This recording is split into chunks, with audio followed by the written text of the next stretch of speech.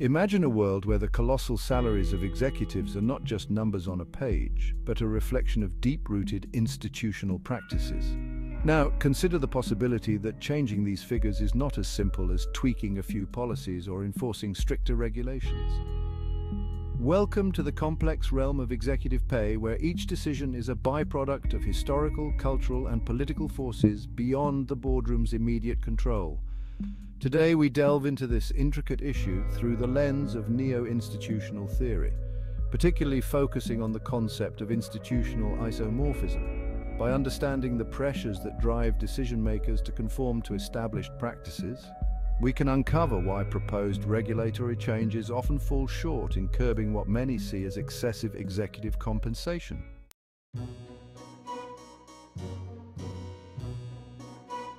Neo-institutional theory provides a lens to view the complex web of factors influencing organizational behavior. It's particularly pertinent when exploring executive pay, a topic often scrutinized for its apparent excesses. Institutional isomorphism, a key concept within this theory, helps explain why companies often adopt similar pay structures. It's not merely about copying or adhering to norms. It's about survival within a socio-economic ecosystem that rewards conformity. This theoretical approach sheds light on the underlying forces that shape executive compensation systems, often hidden from the public eye.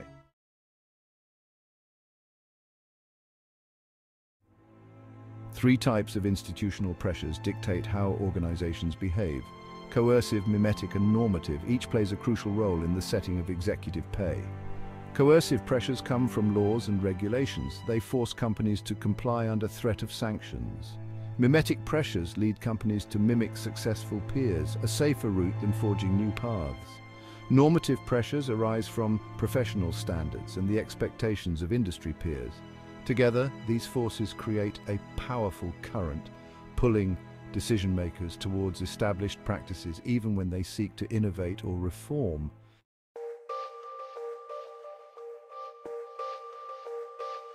Regulations are pivotal in shaping executive pay, but they have their limits.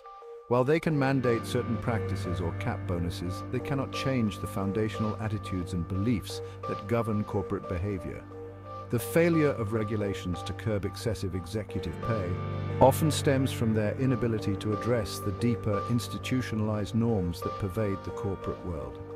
Understanding these limitations is crucial for creating more effective governance frameworks that can truly influence executive compensation practices.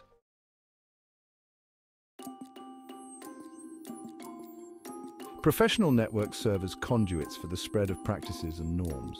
In the realm of executive pay, these networks often reinforce the status quo, promoting a narrow range of accepted practices. Advice and information from trusted sources within these networks guide decision-makers. Often this guidance subtly pressures them to conform to the prevailing standards of their peers and industry norms. Recognizing the influence of these networks is essential for understanding why certain pay practices are so resilient and widespread.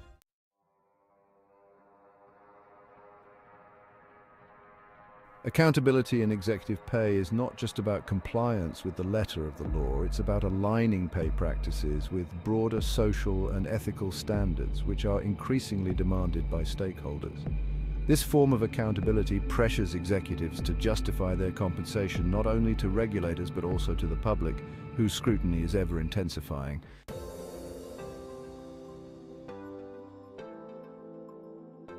Diversity within boards and executive teams introduces a range of perspectives, potentially leading to more balanced and equitable pay structures. However, the presence of diverse voices alone does not guarantee change. The real impact of diversity comes from the empowerment and actual influence these diverse voices have in decision-making processes.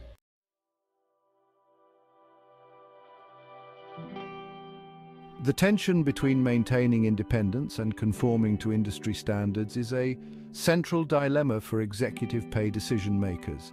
While independence encourages innovation and tailored solutions, the risk of deviating from the norm can be daunting.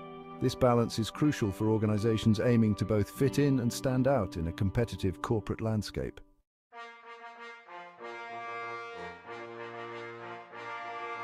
The professionalization of decision-makers involves their indoctrination into certain norms and practices. In the context of executive pay, this means adopting the industry's accepted standards and methods. This professionalization can both constrain and guide decision-makers, shaping their approaches to setting pay in ways that align with accepted professional standards.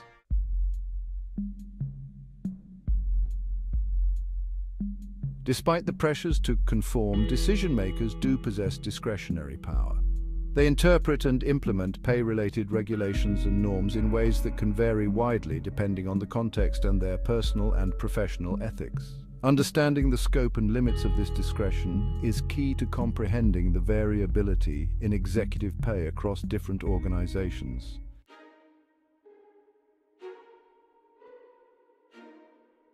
Interviews with decision-makers from FTSE 100 companies reveal a complex picture.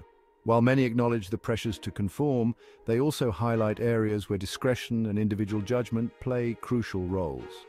These real-world insights validate the theoretical frameworks discussed, showing the practical impact of institutional pressures on executive pay decisions.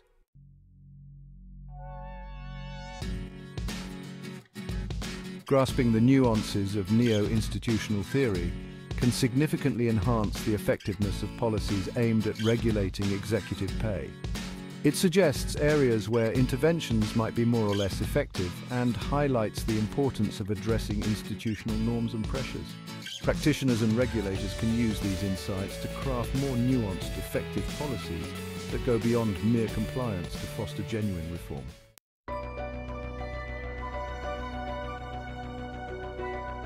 Future research should continue to integrate neo-institutional theory with other theoretical frameworks to provide a more comprehensive understanding of executive pay dynamics. This integrative approach can help create a more coherent and powerful theoretical basis for both academic inquiry and practical policymaking.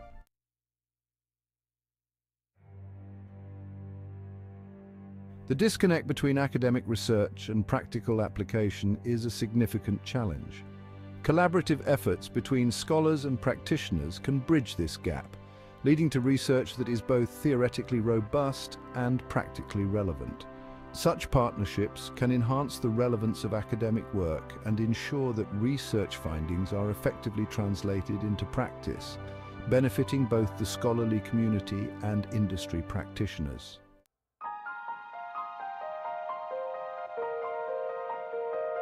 Understanding executive pay through the neo-institutional lens reveals the deep-seated norms and pressures that shape these practices. This perspective not only enriches our understanding but also guides more effective regulation and reform. As we continue to navigate the complexities of corporate governance, embracing a comprehensive theoretical framework like neo-institutional theory will be crucial for achieving meaningful and sustainable changes in executive compensation practices. This short film has taken us on a detailed journey through the complexities of executive pay from a neo-institutional perspective. The material for this video is based on Perkins, S.J. and Shortland, S. 2024. Reviewing Executive Remuneration Decision-Making and Reporting Implications for Theory and Practice, Journal of Organizational Effectiveness, People and Performance,